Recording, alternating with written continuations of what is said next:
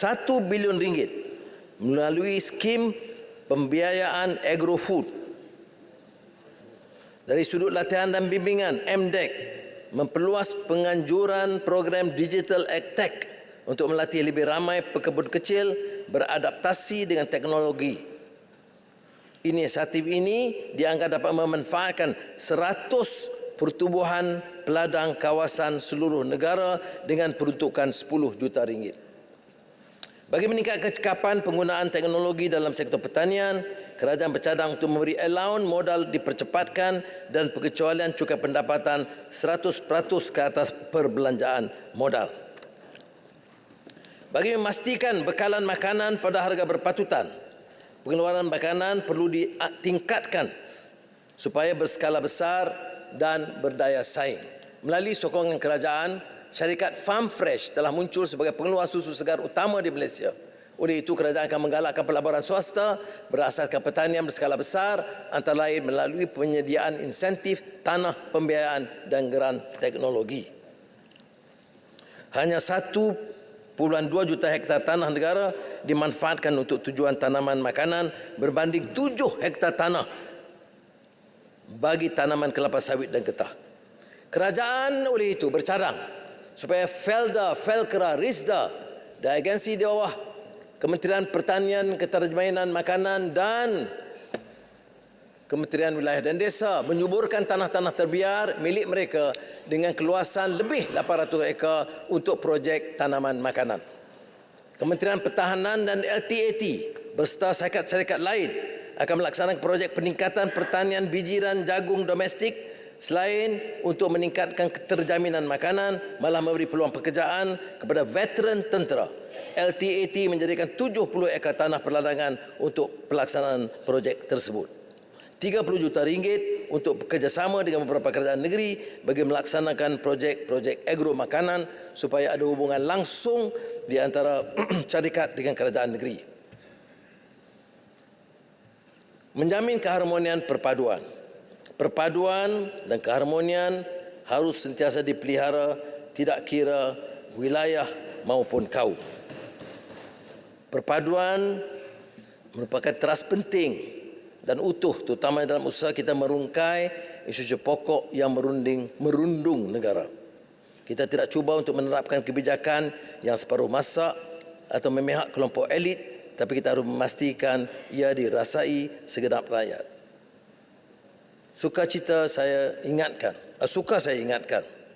Hubaya tidak lagi pihak yang cuba menangguk di air keruh dengan mengapi-apikan perbezaan kaum dan warna kulit. Negara ini akan tegas menghadapi kelompok-kelompok pelampau sama ada memainkan sentimen kaum dan agama yang boleh memecah belahkan perpaduan rakyat.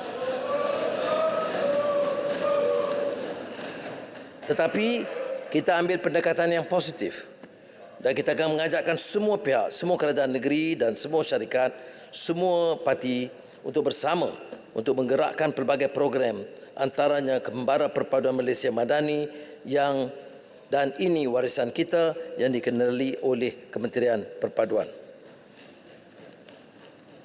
RM20 juta melaksanakan program gotong royong sekolah-sekolah seluruh Malaysia yang mesti melibatkan semua kaum, melainkan daerah-daerah di mana tidak ada kaum, yang hanya mungkin melibatkan satu kaum sama ada Dayak di Sarawak atau Melayu di Kelantan, itu kita beri sedikit kelonggaran. RM50 juta turut disediakan bagi penyelenggaraan dan baik pulih rumah ibadat bukan Islam seluruh negara. Negeri Sabah dan Sarawak terus meraih menang besar kerana ketinggalan berapa lama, dan oleh itu peruntukan bagi Sabah ada RM6.5 bilion dan Sarawak RM5.6 bilion. Ini adalah untuk beberapa program khusus membangunkan bandar-bandar bersepadan dengan Kalimantan Indonesia seperti Kalabakan, Sabah dan Kelalan, Sarawak dengan kos RM1 bilion sebagai langkah menyambung perpindahan ibu negara Indonesia ke Kalimantan.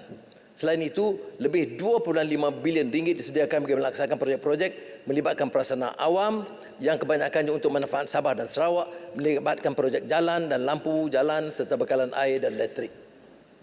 Kerajaan komited meneruskan menyegerakan pelaksanaan Lebuh Raya Pen Borneo Sabah dan Sarawak dan Sarawak Sabah Link Road dianggarkan melibatkan kos keseluruhannya 20 bilion ringgit dengan jajaran lebih daripada 1,000 kilometer.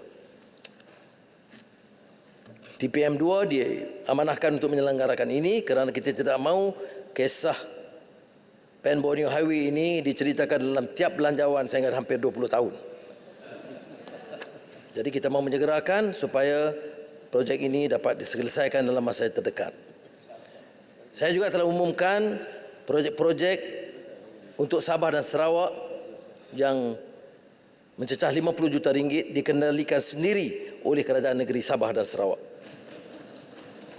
Keselamatan dalam negeri dan pertahanan. Masing-masing peruntukan 18.5 bilion dan 17.7 bilion ringgit. Menyelenggara membeli aset Angkatan Tentera Malaysia bagi meningkatkan kesiapsiagaan pertahanan dan peruntukan hampir 41 bilion ringgit. Menghentikan amalan-amalan lama seperti mana skandal LCS yang berlarutan dan menumpukan perhatian bagi mengukuh keupayaan tahap pertahanan dan kawalan maritim negara. Kerajaan melaksanakan perolehan Littoral Mission Ship pada tahun ini yang sangat dituntut oleh Kementerian Pertahanan. Agensi di bawah KDN akan disediakan hampir 1 bilion ringgit memperkasa keselamatan dalam negeri antaranya untuk memperolehi lebih 2,100 unit kamera badan PDRM. Sebuah ibu pejabat kontingen Perak dan kuartus polis baru akan dibina dengan kos 450 juta ringgit. Saya kira hampir ditambun tapi lama sebelum saya menjadi ahli parlimen di sana. Jangan saya disalahkan. Kerajaan akan menambah 42 pos kawalan sempadan polis PGA, Immigration, Eskom dan APMM bagi memperketat kawalan sempadan negara selain menyelenggara semua kapal dan bot APMM. Kebajikan angkatan bersenjata harus dipelihara. Maka lebih 500 juta ringgit disediakan untuk menyelenggara rumah keluarga angkatan tentera yang lapuk dan membaik pulih kuartus kediaman dan institusi di bawah KDN, termasuk perumahan penjara Sungai Buloh. Bagi membantu pemilikan rumah mampu milik bagi ATM secara berfasa, kerajaan akan membina lebih 7,000 unit rumah mampu milik di bawah program Satu Anggota Satu Rumah Sasar di Kuala Lumpur. Menurut peraturan semasa, anggota yang meninggalkan perkhidmatan atau bersara tidak berpencen perlu membuat penyelesaian penuh baki pembiayaan LPPSA. Mengambil kira keresahan dan beban yang perlu ditanggung, kerajaan bersetuju supaya LPPSA menawarkan peluang untuk anggota meneruskan bayaran balik bagi pinjaman seperti biasa sehingga selesai dan tidak dihentikan seperti mana yang berlaku sekarang. Usaha ini membolehkan 4,000 peminjam LPPSA menstruktur semula pembiayaan mereka dan 700 peminjam bakal bersara tidak berpencen setiap tahun dapat meneruskan bayaran balik pinjaman seperti biasa. Veteran ATM menghadapi kesukaran mendapat pekerjaan. Bagaimana kita jamin mereka pulih pekerjaan? Maka kita akan menyediakan apa yang disebut sebagai program kerjaya kedua veteran ATM menerusi kerjasama LTAT. 5,000 veteran ATM yang berpencen tahun ini akan dijamin dipadankan dengan peluang pekerjaan atau menerima latihan kemahiran untuk meningkat peluang menjana pendapatan. Dan untuk meningkatkan kemahiran 1,250 veteran, Jabatan Hal Ehwal Veteran bersama agensi kerajaan lain menawarkan 5 bidang kursus antaranya pengendalian drone, keselamatan cyber, penyelenggaraan pesawat selama 3 bulan. Syiar Islam. Kerajaan telah menyediakan peruntukan berkaitan hal ehwal Islam berjumlah 1.5 bilion ringgit. Dan kita mahu institusi Islam dalam negara madani menjadi contoh terbaik dalam kecekapan pentadbiran. Pengurusan mereka harus lebih cekap dan menjadi contoh bagi semua jabatan dan kementerian lainnya. Dan gedung ini mesti menjadi markas dakwah yang berkesan yang boleh meningkatkan kefahaman sebenar mengenai Islam. Saya juga faham peranan besar dimainkan oleh imam dan bilal, guru-guru dalam mengimarahkan fungsi masjid. Sebagaimana firman Allah SWT, "Innama ya'muru masajidallahi man amana billah wal yaumil akhir wa aqamas salah wa ataz zakah wa lam yakhsha illa Allah fa'asa ulai an yakunu minal muhtadin." Fa'asa ulaika an yakunu minal muhtadin. Sadaqallahul azim. Jangan ikut macam ketua pemegang. Ini mengimarahkan masjid. Maka menghargai jasa dan keringat mereka, kerajaan bersetuju menaikkan allowance bagi 35,000 guru kafar, menaikkan menjadi RM1,100 dengan peruntukan tambahan lebih RM40 juta. Memberikan sumbangan khas RM600 kepada imam, bilal, tuksiat, noja, marbut, guru kafar dan guru takmir. Seramai 70,000 orang akan menerima sumbangan ini, melibatkan lebih RM40 juta. Saya sebutkan dalam konteks ayat Quran tadi supaya masjid itu diimarahkan, dijadikan tempat untuk melatih, memberi penerangan dan meningkatkan kefahaman Islam kepada rakyat. Sukan dan budaya penting dalam pembangunan aspek kerohanian masyarakat. Selain bentuk pertandingan, ia juga satu wahana yang ampuh dalam menyemarak kebenekaan dalam kalangan rakyat dan rencam kaum dan agama. Pentadbiran akan menumpukan program perpaduan yang berlandas ke penerapan nilai murni antara kaum, diberikan kepada program sukan, kebudayaan, kesenian di peringkat sekolah dan komuniti dan belia bagi memastikan penglibatan belia dan semua jenis sekolah secara silang budaya. RM20 juta disediakan bagi maksud tersebut. Program ini, kerajaan akan menyediakan dana geran padanan RM50 juta bagi mendorong penajaan sektor swasta untuk program sukan, khususnya sukan berteraskan perpaduan. Berhubung atlet sukan negara, kerajaan akan terus menambah baik program latihan dan kemudahan sukan untuk manfaat semua atlet, termasuk atlet para melalui penyediaan dana berjumlah RM324 juta. Ini membangunkan ekosistem sukan yang menyeluruh daripada pencarian bakat sehingga ke acara podium, serta untuk tujuan menyelenggara dan menaik taraf kemudahan sukan di seluruh negara. Potongan cukai sehingga 10% daripada pendapatan agregat diberi kepada individu atau syarikat yang menyumbang kepada organisasi bukan berasas keuntungan yang melaksanakan program pembangunan sukan di peringkat akar umbi.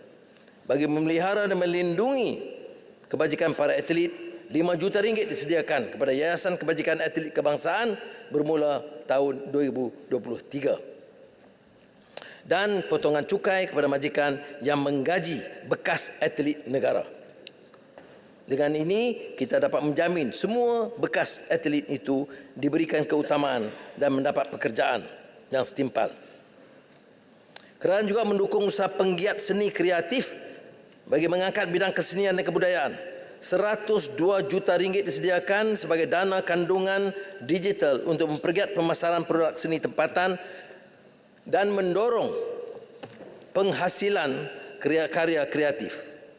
Kerajaan bercadang sumbangan kepada tabung komuniti filem, pembangunan filem kenegaraan di bawah FINAS akan diberi potongan cukai. Kerajaan menyediakan dana RM25 juta bagi menyemarak kegiatan kebudayaan dan kesenian di peringkat komuniti. Pemerkasaan budaya dimulai dengan budaya Iqra' bagi memupuk minat membaca karya-karya klasik dan agung yang melibatkan khazanah alam Melayu, dunia Islam dan Barat. Kerajaan menyokong usaha menyubur dan menerjemahkan karya agung seperti karya Hujjatul Islam Imam Al-Ghazali, penggagas maqasid syariah Abu Ishaq Ash-Shatibi, Syekh Daud Abdullah Fatani, Nuruddin Andraniri, pemikir, sastrawan, filosof Muhammad Iqbal dan lain-lain. Dewan Bahasa dan Pustaka bersama dengan ITBN, Institut Terjemahan dan Buku Malaysia dan Yayasan Karyawan diberi mandat mempergiat aktiviti terjemahan. Aktiviti penerbitan bermutu tinggi oleh penulis tempatan juga akan ditingkatkan. 20 juta ringgit disediakan untuk maksud tersebut. Pada 27 Januari yang lalu, saya telah umumkan bahawa kita akan mencetak sebanyak 1 juta naskah Al-Quran sebagai simbolik penuh hikmah dan matang bagi menjawab serangan purbasangka dan biadab terhadap Islam, termasuk kejadian pembakaran kitab suci Al-Quran di Sweden baru-baru ini. Untuk tujuan ini, 10 juta ringgit akan disumbangkan kepada Yayasan Restu bagi pengedaran segera cetakkan 20,000 naskah terjemahan Al-Quran dalam bahasa Sweden serta bahasa asing utama dunia.